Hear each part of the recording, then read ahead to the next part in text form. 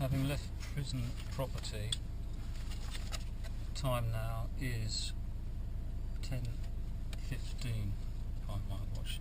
Mr. Stewart, I'm arresting you on suspicion of the murder of your late wife, Diane You're joking. Stewart, on Friday. You're digging Friday the 25th of June.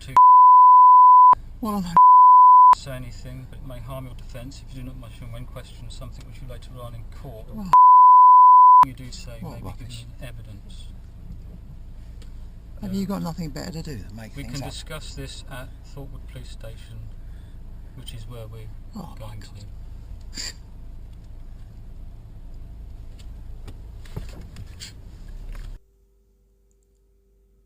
Yes, people, welcome to Crime Daily. Double murderer Ian Stewart would have escaped justice if it hadn't been for his slain wife's decision to donate her brain to science. The twisted dad of two will spend the rest of his life behind bars after being given a whole life order yesterday. The 61-year-old had already been jailed for the murder of his fiancée, children's author Helen Bailey, at their home in 2016. But 6 years earlier, his wife Diane Stewart, 47, had also died, though it had been put down to sudden unexplained death through epilepsy.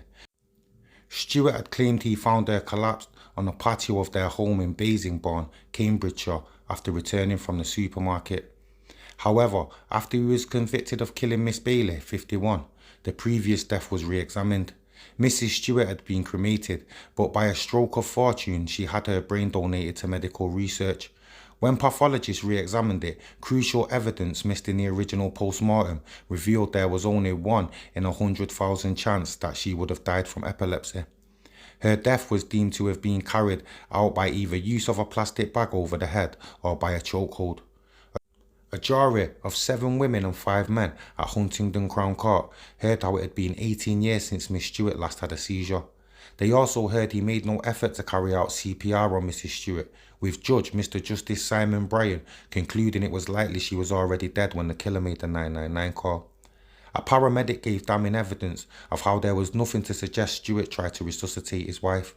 The judge slammed the defendant for a concerted and callous charade.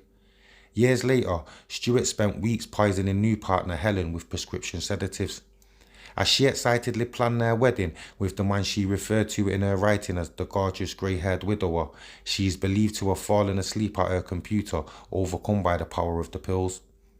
He then smothered her in a heinous plot motivated by greed and dumped her body in a cesspit under their 1.5 million home alongside her dog Boris. Their bodies lay undiscovered for 3 months. Judge Andrew Bright handed Stewart a life prison sentence in 2017 with a minimum term of 34 years before he could be considered for parole. Helen had been worth around $4 million at the time of her death. Jurors in the second trial heard that Stewart received a total of £96,607.37 following the death of his wife from her bank accounts, and including £28,500 from a life insurance policy. Judge Mr. Justice Bryan said there were striking similarities between the 2 murders.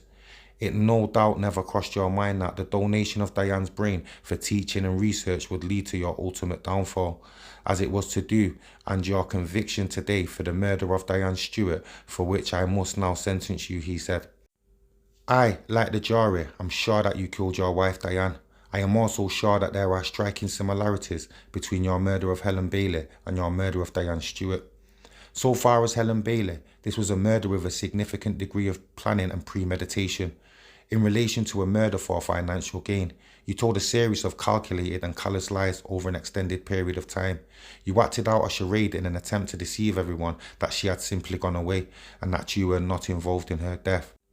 You murdered Helen Bailey, a lady with whom witnesses in that trial and in this trial said you were very much in love with and indeed about to marry, just as you murdered Diane, whom you also said you were very much in love with, as again attested to by many witnesses.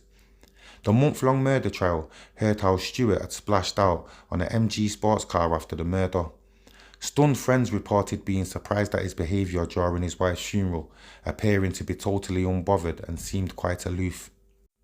Within a year of the murder, he had met children's author Miss Bailey, who penned the popular Electra Brown books. The besotted couple were seen walking around Stewart's home village, with the killer appearing to have a new lease of life according to witnesses.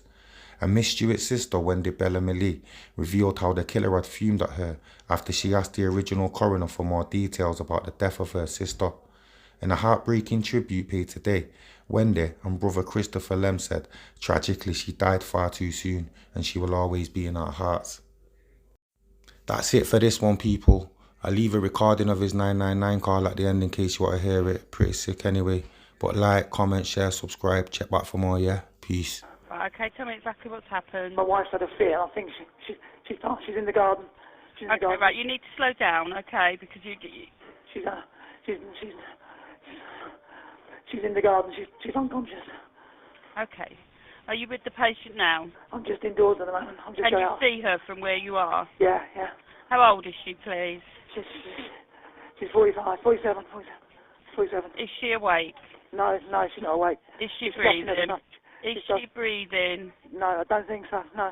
Right, you need to go and check on her, sir, for me, please. I'm right beside her now. Right, is she breathing? No, sir. No. She's not breathing. Don't think so. Right, well, check her for me.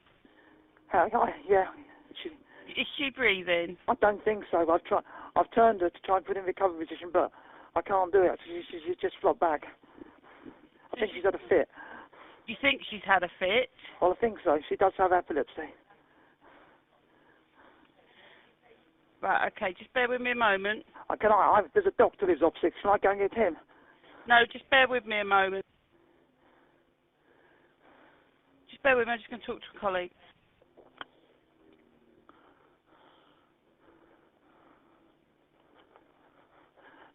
Do I do anything? What do I do?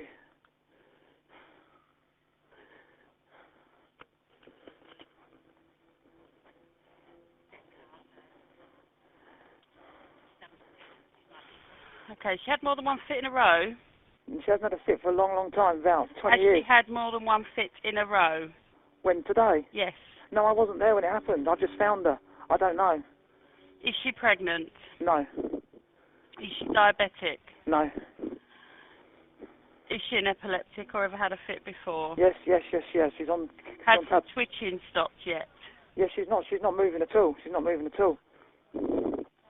Okay, is she breathing at the moment? As I said, I don't think so, but I don't know. She's frothing at the nose.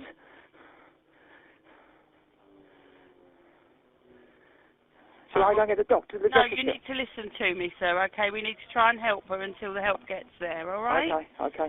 The doctor's just opposite. He's just opposite the Sir, house. please listen to me. We Okay, need to help her. Sorry. I am organising help for you now. Stay on the line. I'll tell you exactly what to do next. You need to pump the chest hard and fast at least twice per second. We're going to do this 600 times or until help can take over. Let the chest come all the way up between pumps. Can I just say something? They can't get in at the moment. All the doors are locked. Right, you need to start this, sir, okay? Okay, yeah, I'm doing Count it. out loud so that I can count with you. So I press twice and then release. Press twice, release. Is that right? Right, pump the chest hard and fast at least twice per second. Right, We're going to do this 600 times or until help can take over. Okay, doing it. You need to count out loud, sir, so that I can hear sorry. you. 1, 2. 1, 2. Right, is that fast enough? Right, listen, it needs to be 1, 2, 3, 4. Oh, sorry. Okay. 1, 2, 3, 4. 1, 2, 3, 4. That's it, well done. 1, 2, 3, 4. 1, 2, 3, 4. Can I do nothing else? No, that's it. 1, 2. That's it, that's finished now, okay. 1, 2. Listen, Yes. I'm going to tell you how to give mouth to mouth. With her head tilted back, pinch her nose closed and completely cover her mouth with your mouth. Then blow 2 regular breaths into the lungs, about 1 second each. The chest should rise and with each breath. Okay, I'll try. I'm going to put the phone down. Yeah, okay.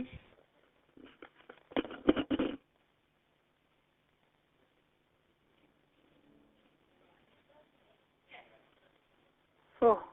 1, 2, 3, 4. 1, 2. He's waved at me and walked away. 1, 2, 3. He's letting you know he's there. Has he stopped? Have they seen him? No. Right, okay, you keep doing what you're doing until they're ready. 4. 1, 2, 3, 4. 1, 2, 3, 4. 1, 2, 3, 4. What's happened here? I think she's had a fit. She's had a fit. Right, they're with you, sir? Yeah, they're with me. Okay, I'll leave you with them. Okay, thank you. Okay, bye-bye. Bye.